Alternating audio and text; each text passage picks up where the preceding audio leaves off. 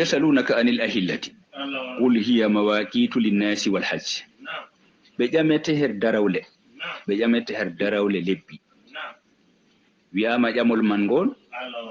be jamino annabijo sallallahu alayhi wa sallama lewru dum ndu don wanga ndu hilal didol non turingol bawo don kala jemmare fu ndu besdo handu yaaja ndu murlida kadi bo to ndu murlidi jemmaji tokkotoɗi majum tokko ustugo jemmare fu ustandu kadi bo handu warta hilal to ndu warti hilal man bawo don ndu daro ha fahin ko wadata dum kayru kam ndu luttata ndu murluru ni non foroy bana nange do lutti kanyum foroy wala ko batti dinta latto usta har jeyawri mudum kan dum do wete jamanongol annabijo sallallahu alayhi wa sallama har ko embi yowi وقد أخرج ابن عساكر بسند ضعيف عن ابن عباس في قوله تعالى يسألونك عن الأهلة قال نزلت في معاذ بن جبل وثعلبة بن عثمة وهما رجلان من الأنصار قال يا رسول الله ما بال الهلال يبدو ويطلع دقيقا مثل الخيل ثم يزيد حتى يعظم ويستوي ثم لا يزال ينقص ويدق حتى يعود كما كان لا يكون على حال واحد فنزلت الذين دوي بجامته هر أهلا قل هي مواقيت للناس والحج الذين دوي مويب مواقيت للناس والحج dum mika tuji dum keedune wadgo lewru majum banoni latto ndu daro ndu nojindu baawo don ndu timmida baawo don ndu hoja ustago handu warta kadi bo banu fuddino ndu daro wadgo ndu banni man do dum heejan go yimbe wakkatiji to wondo kayru bo ndu mururu no bana nange non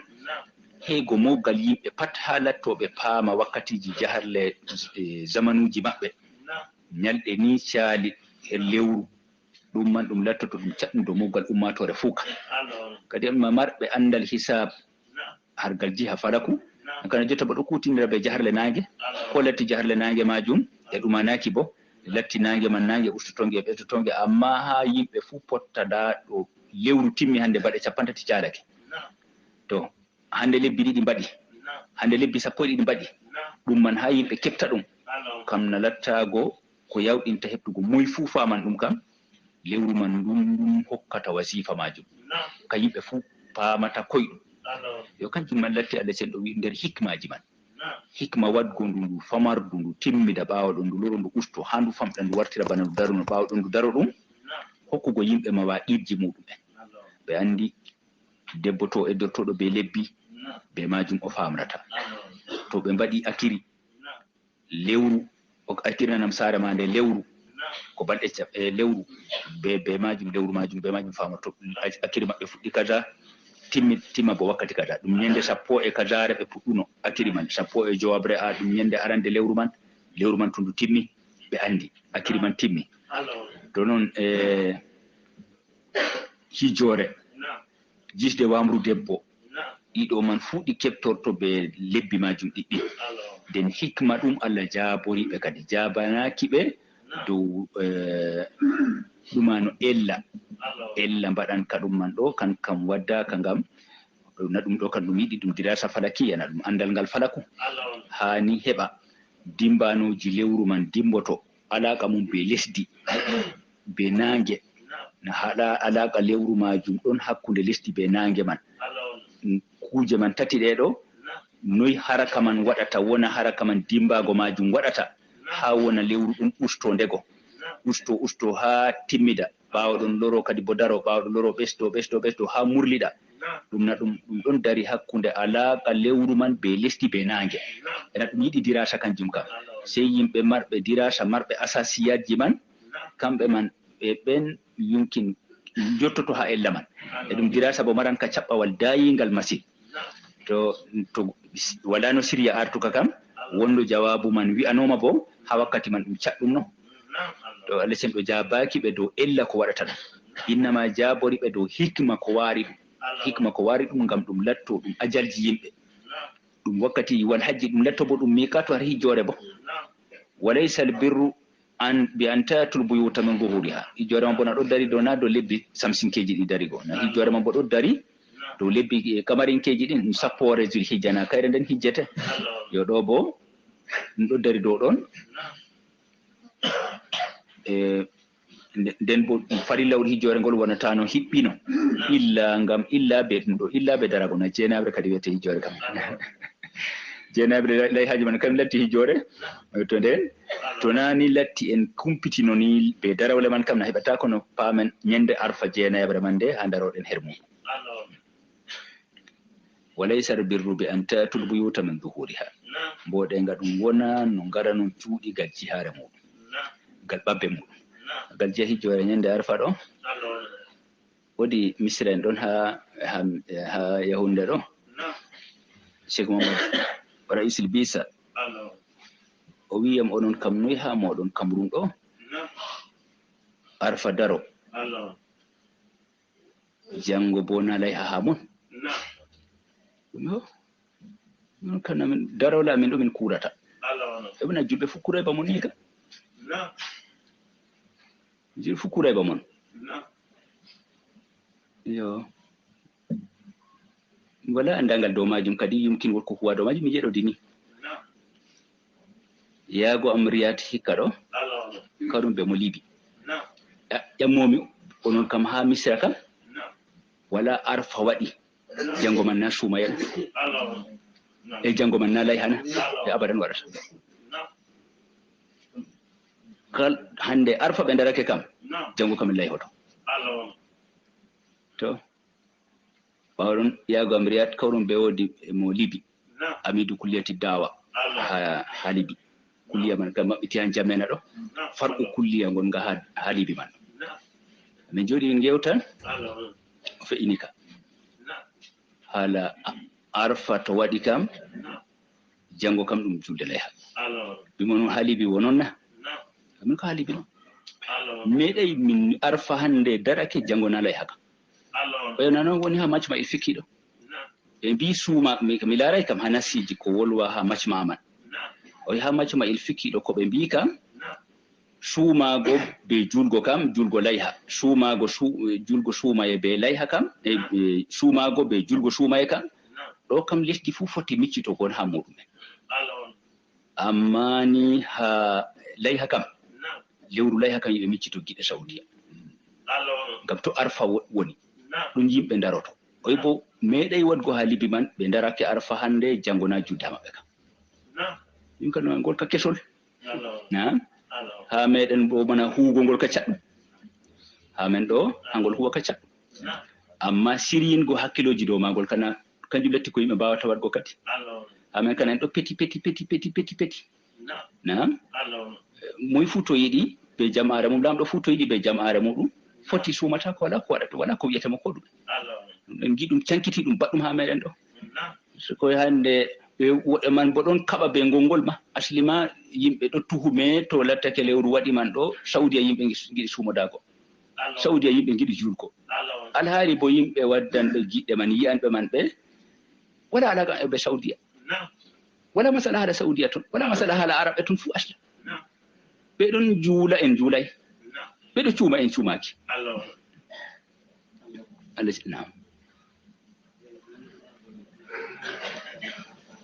naam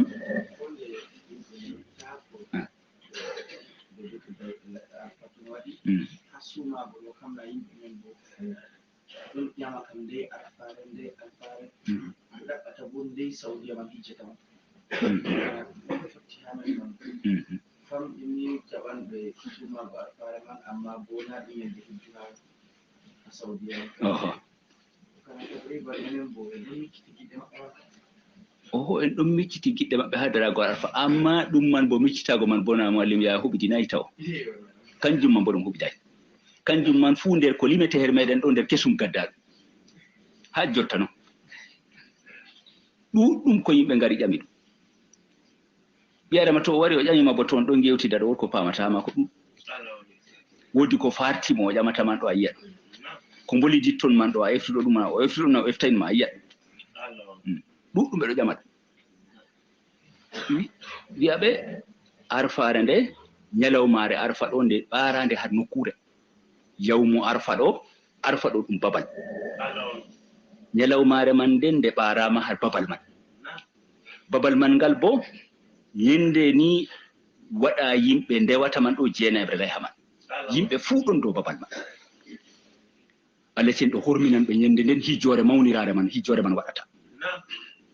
to Allah cen ɗo horminiran ɓe ɓe dokke ɗuɗɗe yimɓe kirta torago Allah cen ɗo an julɗo mo wona dow arfa man ɗo ha nyalde arfa man ɗo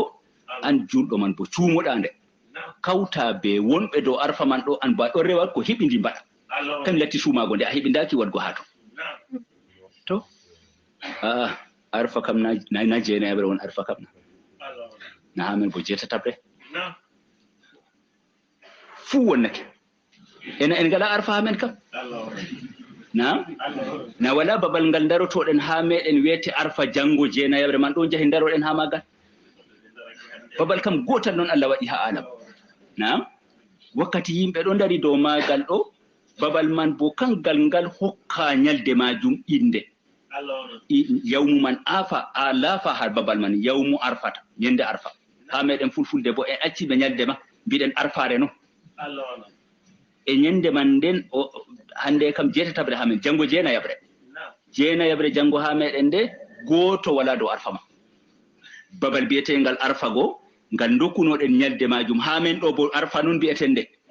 ha ton man ɗo ha arfa man wonɗo goɗɗo gooto gonɗo har ton wala yimɓe fu dilliɗi ndewi Allah har jemma nyalde majum kuuci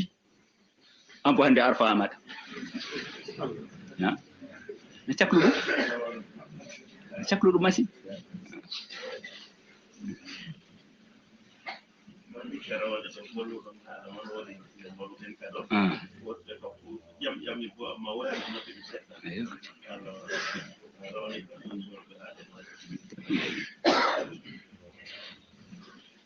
goɗɗum ko wodi ko wiyete jumuɗde ɗiraɓe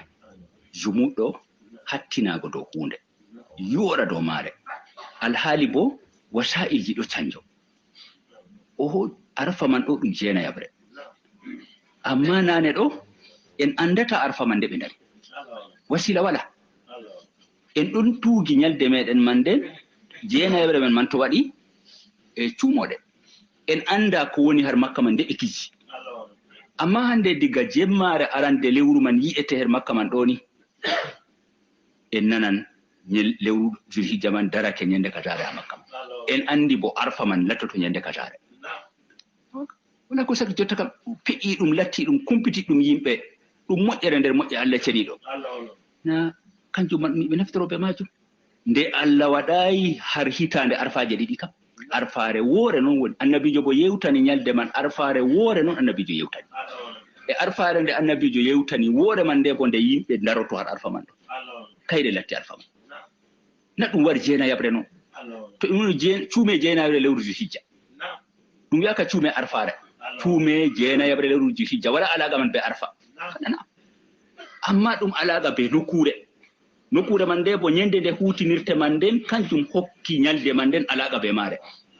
to en kutiniray kam en ha jafgo en wiyete arfa kam kana en ko i aksi kala hunde sahinde kam fu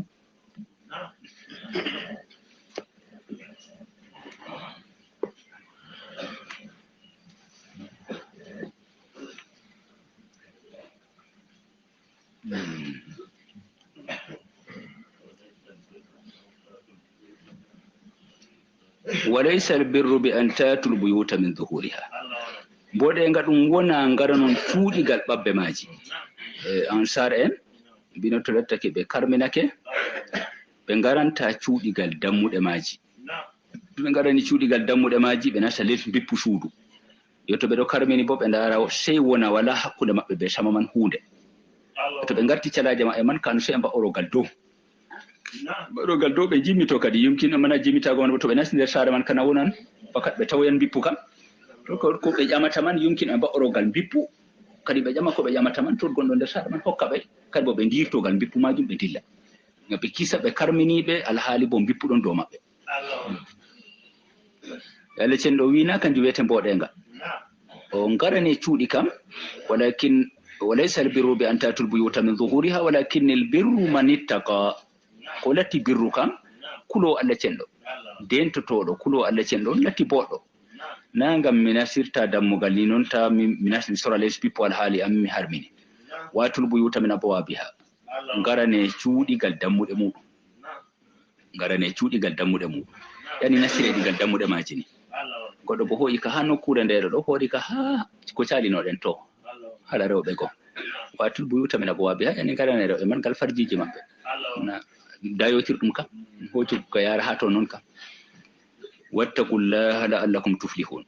kule Allah ceniɗo beli on tinoma qatilu fi sabilillahi ɗo ko jimmoɗen noon kadi